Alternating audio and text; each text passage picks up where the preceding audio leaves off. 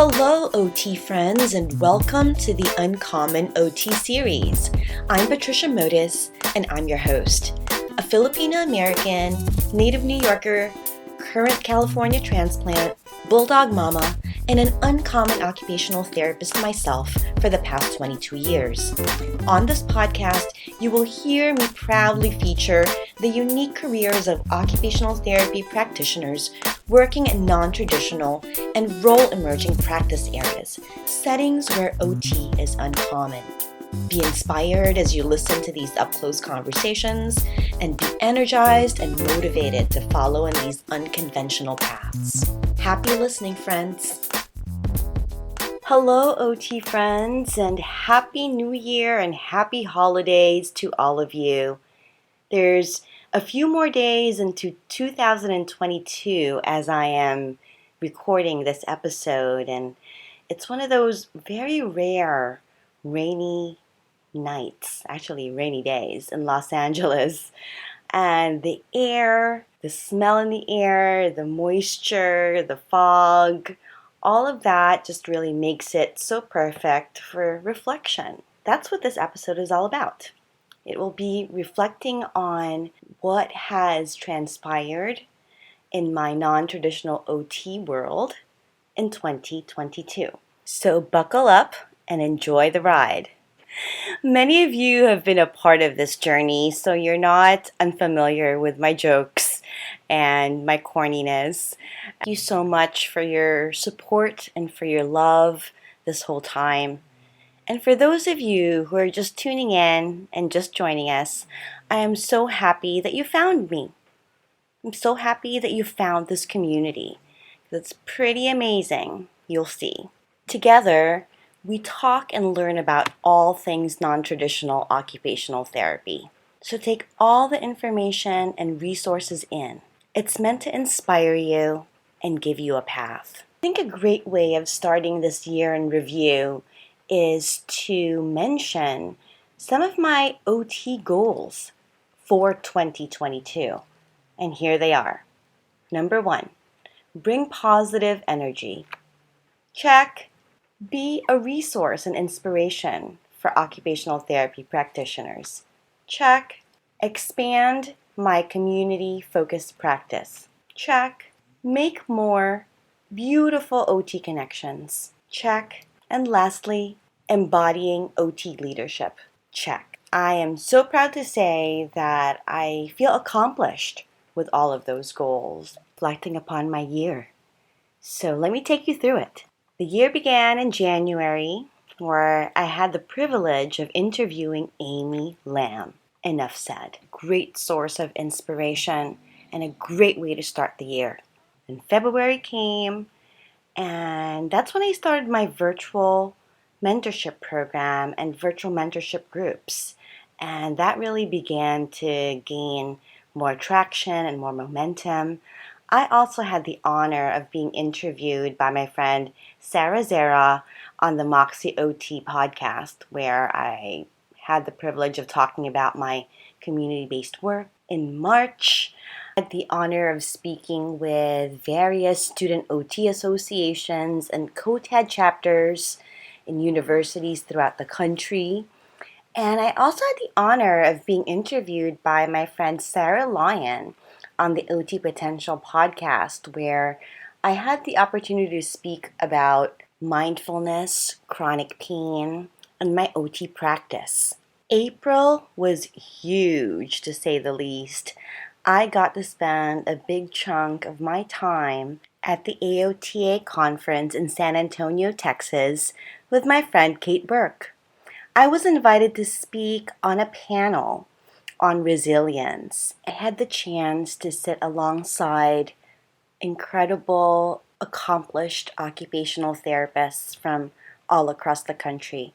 So that was a super proud moment, such an exhilarating experience to be at the conference, being alongside my fellow OT practitioners and being with my people. But that's not all, folks. Not only did I have that amazing experience at the conference, but also honored by an award. I was awarded COTAD, the Coalition of Occupational Therapy Advocates for Diversity's Excellence in Mentorship Award.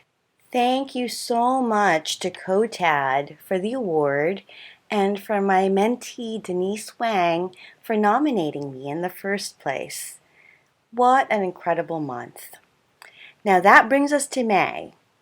And in May, I had the opportunity to participate in an online conference. I was invited to speak at the OT Entrepreneurs of Color online conference, which was hosted by Patricia Motus. This was an excellent opportunity for occupational therapy practitioners of color to connect, to collaborate, and to learn from each other.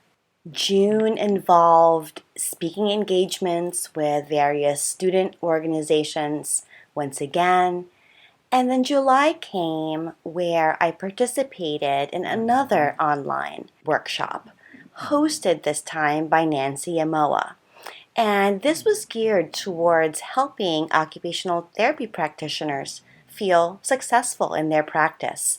And this involved gathering OT entrepreneurs and occupational therapy practitioners who were working in a variety of settings in the same space for everyone to learn from. So such a wonderful experience for me to be a part of that workshop and an honor to be invited. August was a big celebration month.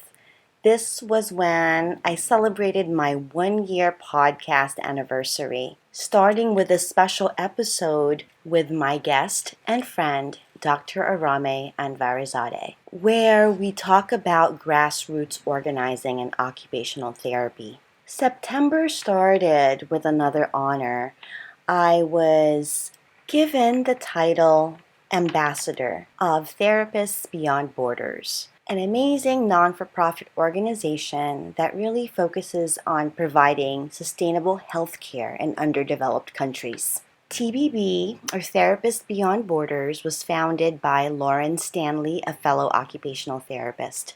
October came and it involved speaking with various student associations and student groups. And it also involved some exploration of some new job opportunities for me, which then brings us to November, when I interviewed for 3 potential non-traditional community-based occupational therapy positions, everybody.